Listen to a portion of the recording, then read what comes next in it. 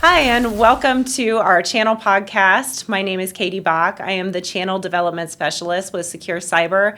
We're joined today with AppKey Cloud. I have Urban Johnson, Brent Allen, and Bill Hayes. Welcome, gentlemen. I'm going to start off by having you just talk a little bit about yourselves and what your roles are with AppKey Cloud. Brent Allen. So I'm one of the owners and founders of AppKey Cloud. We are an IT brokerage covering most of the United States. Been in IT for longer than I care to admit, but it started with a 19 and in the year, and cut my teeth with professional services. Went into managed services, started a managed services company long before the term had been coined, and kind of rode that wave all the way through it, and transitioned out of that, and then started AppKey. So Great. Yeah, welcome. Urban, why don't you tell us about yourself? Yeah, I've been around as long as Brent has, for over 35 years. I've been doing IT management in terms of director IT, CTO, also done a lot of consulting, software development. Primarily right now, I consult in the IT and cybersecurity space. Great. And Bill? Yeah, I guess I'm the newbie to the group. I've been only doing it for about 15, 20 years. So working with the channel and with MSPs directly. Excellent. Well, thank you all for joining us here. So I want to get started with what made you choose SecureCyber. Obviously, we want to talk about our products and services, and what made you decide to have a partnership with us and be your cybersecurity vendor? full suite of services. I mean, I think the biggest thing that we're looking for our customer base tends to be the small to medium sized business. They're either an MSP, so they're providing services to the SMB market, or it's an SMB customer directly. And we're looking for to provide the strongest suite of services that we can. But again, these aren't big companies. So what I liked about SecureCyber is the fact that you guys are on the Fortinet background, which tends to be a harder platform for a smaller or mid-sized company to get on and manage themselves. So kind of big enterprise level security services for the SMB market really was what attracted me. I don't know if you guys want to add anything to that, Urban or Bill. No, but so a lot of small, medium businesses have issues with finding a service provider that can assist them with cybersecurity, particularly at the small, medium business, sort of at that scale. So it's nice to be able to have a partner that can provide those services in a turnkey capacity. I agree, and I just add to that the issue with a small, medium-sized business owner is they don't know much about IT, and they think they have something when they really don't, and then until an attack hits. And by having something that encompasses everything in a one suite solution is a big help for them. Yeah, we really run into that a lot. They think that they're covered, and they just aren't. Norton enabled on all your PCs is not enough. Yeah. It's better than nothing, but it's not enough. So let's talk about, thank you for that, by the way. It's just, we're really excited to be partnering with you and what we can do to grow both your business and ours. So let's talk about some of the challenges. What do you see as some of the biggest challenges you're facing in selling cybersecurity right now?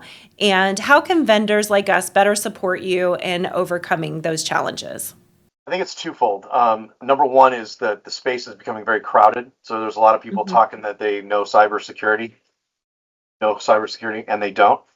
They might spell it a little bit better than the other guy, but that's about it.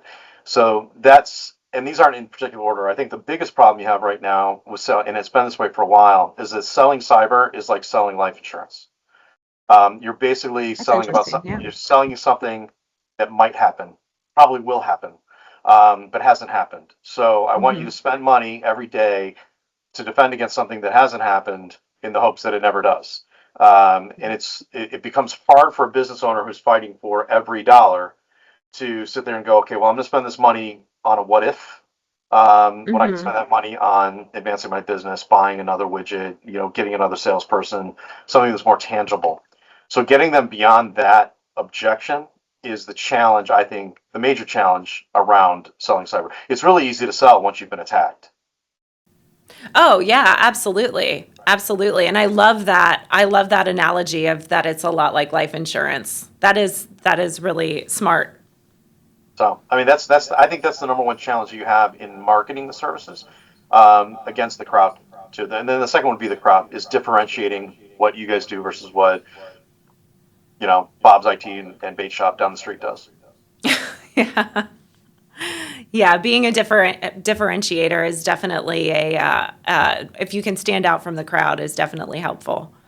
I don't know, Urban, you saw a lot of this too. Would you Yeah, I mean, so different it's particularly difficult in, for example, the transportation space, in which I'm very active, in that you're dealing with fuel costs, you're dealing with issues because of tariffs right now, and extra capacity in the freight lanes. So you're going into somebody who's already stretched very thin and going, look, there's this nebulous problem in the future that I want you to spend money on. And they're like, well, does it move freight?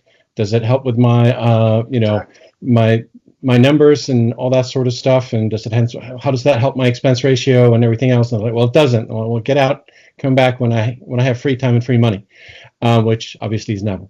So it does present some challenges, but like Brent said, if there's sufficient awareness because other companies have been hit or they themselves have been hit, it's a little easier to have that conversation. The other thing too is there's a certain amount of intimidation because many of these business owners don't have any understanding of IT, and so it can be somewhat it can what's the word we're looking for, but it can overtake what their knowledge is, and they just push back going, you know what, I'll get to it, because it's just something that they're just not comfortable with, and it's about making it an easy solution to them. Mm-hmm. Yeah, that's very valuable.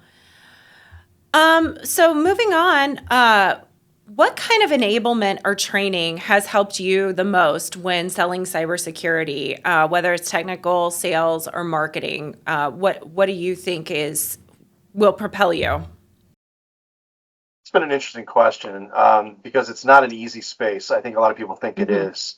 I think the first thing is trying to understand the various areas of defense that you have to go through.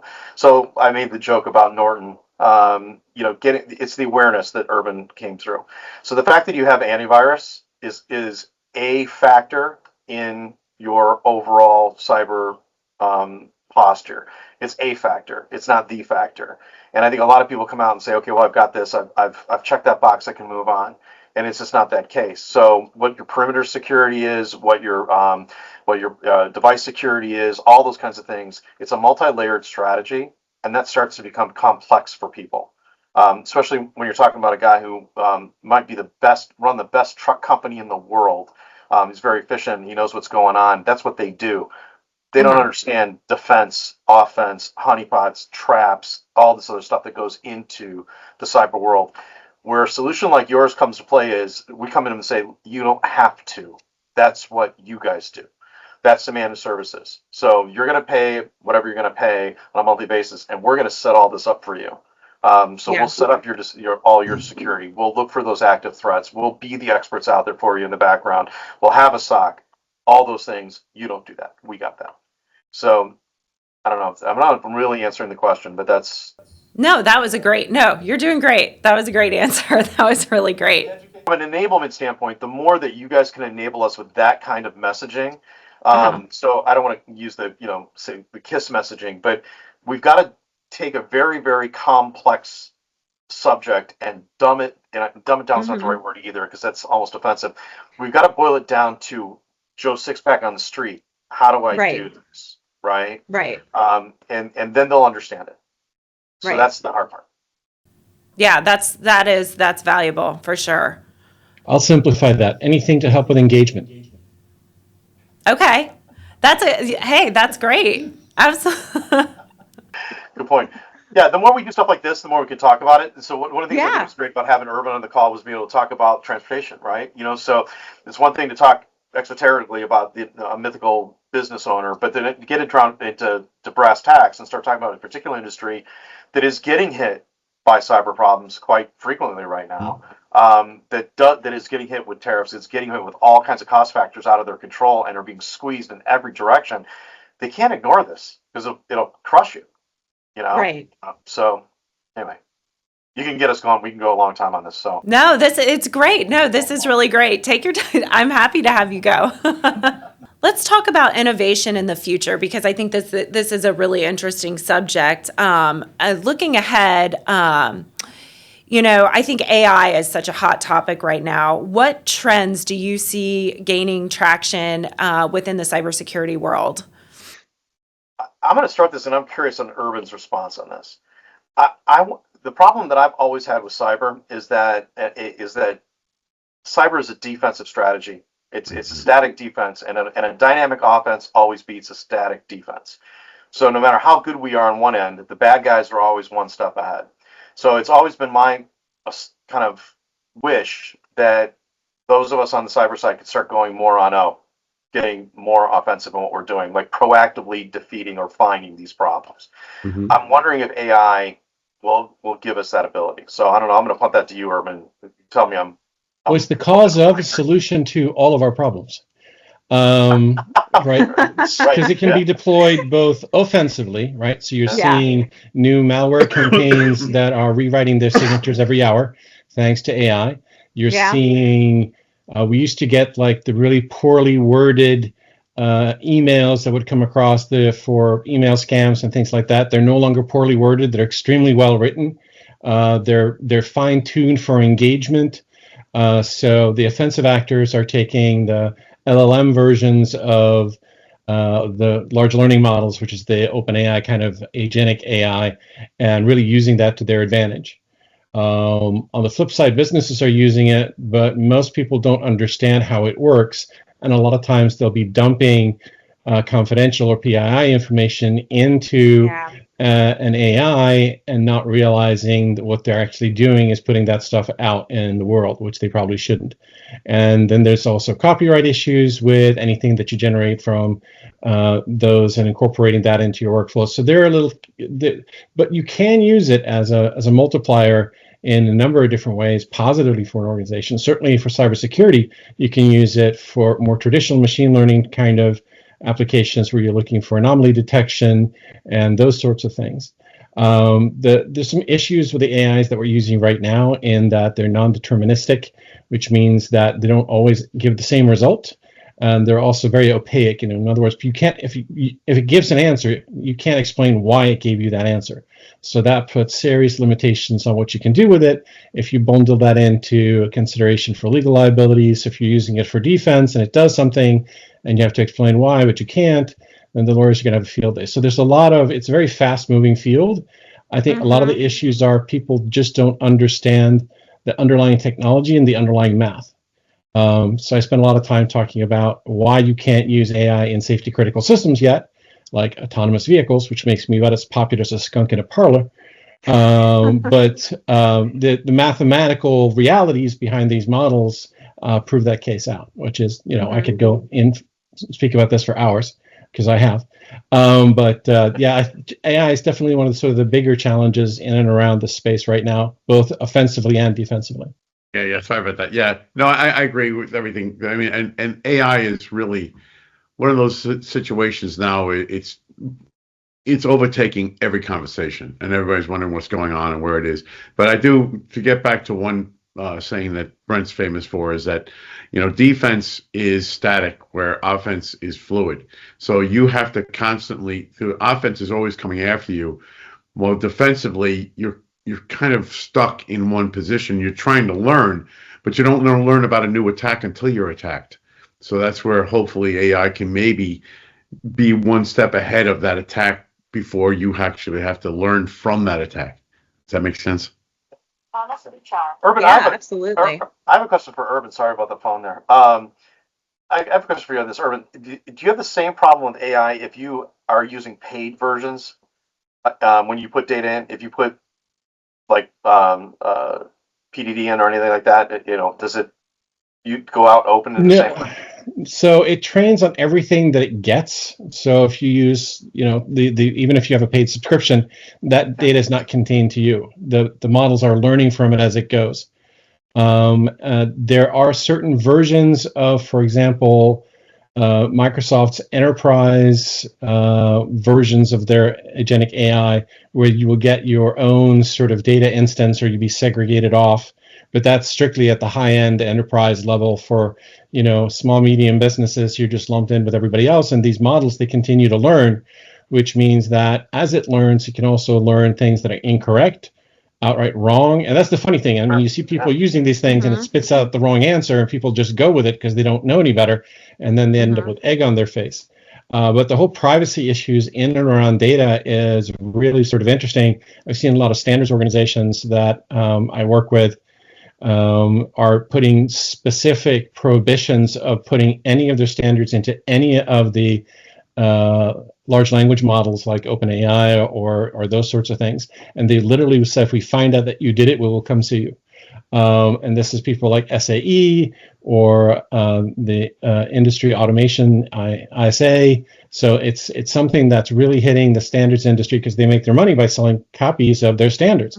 But if they all get consumed, and it's kind of funny because they're really scared, but if you actually plug into a lot of these AIs and you ask it to spit out the standards, it'll actually spit out a whole bunch of stuff that's just wrong, which is really kind of funny, but really annoying when you have to go back and fix people's work. It's like, no, that's not actually how that works. Sorry, Kitty, I was just curious. No, that's great. No, this is all great. This is all great. Thank you for sure. So I just wanted to follow up with if you have any advice for fellow partners who are looking to grow their security business, and what would that be? Biggest one from a sales standpoint is try to put yourself in the realm of your customer. If you try to sell with fear, number one, right? Like, hey, if you don't do this, you're going to get, this is terrible, blah, blah, blah. That doesn't work. You've got to fit the solution into what they can swallow, right? Based on their understanding of the problem and the pain that they might be in or are in. And that's the hard part of this whole thing, right? So you can't sell them $1 million life insurance policy if all they're ever going to afford is a $35,000. Right. So coming at it with, we've got a comprehensive solution that we can scale, making sure that they understand that they really don't have anything and they're kind of swinging in the wind. And we want to tighten that up a little bit. But the various entries in, they got to eat this elephant one bite at a time, slowly as they go. If they try to be all things to all people right away, or try to sell them the whole Mac Daddy, they're just going to get bounced out and they'll never have this conversation. Right. I also would say that it's probably not your lead. You're probably leading in with other products that you sell as a managed service provider, and you want to wrap security as another element of it. So yes, we're taking care of your servers, and yes, we're going to provide you your ping power pipe, and yes, we're going to manage all that kind of stuff. We're going to manage your edge devices. We're going to do all that, and there's a security wrapper that we put on our managed services. You don't need to worry about it. It's the special magic that we bring. You know what I mean? But we bring a high grade quality Fortinet solution to you and do that. If you get too deep, there's a time when somebody like Urban needs to be put in front of a client. There's also a time when you just went with a nuclear weapon and you didn't need it. And you'll lose the sale because of it. So, and I say that all due in love, respect for Urban. I mean, Well, we've done a few sales calls together. Yeah, we've done a few. So anyway, that would be my advice. Urban, I don't know if you want to add on to that or call BS on them. No, I mean, the first time. Yeah, no, I mean, the one piece of advice that I would give that I think is consistent with sales is that if you can get your prospective client talking, then you need to shut up and listen to what they're saying, right? Most of the time, the clients will actually tell you what exactly it is that they want.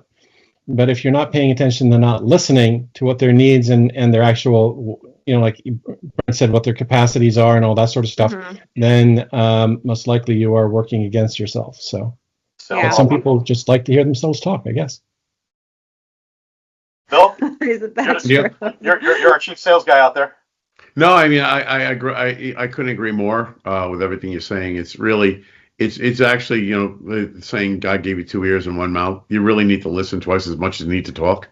So probe, get them start talking, and then sometimes you have to sprinkle a little fear in there too, saying, their inaction about moving forward can sometimes be the worst thing, they can do, because they get frozen. You just you try to assuage those fears. And I think sometimes a lot of not understanding what cybersecurity is a big fear, and you have to educate them on that and walk them through the Right. process. Yeah.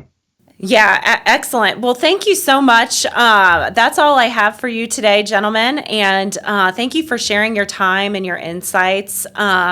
If you are a Secure Cyber partner and want to join us for a future podcast, or if you have feedback, please reach out to us. Do not hesitate at sales@securesecdef.com.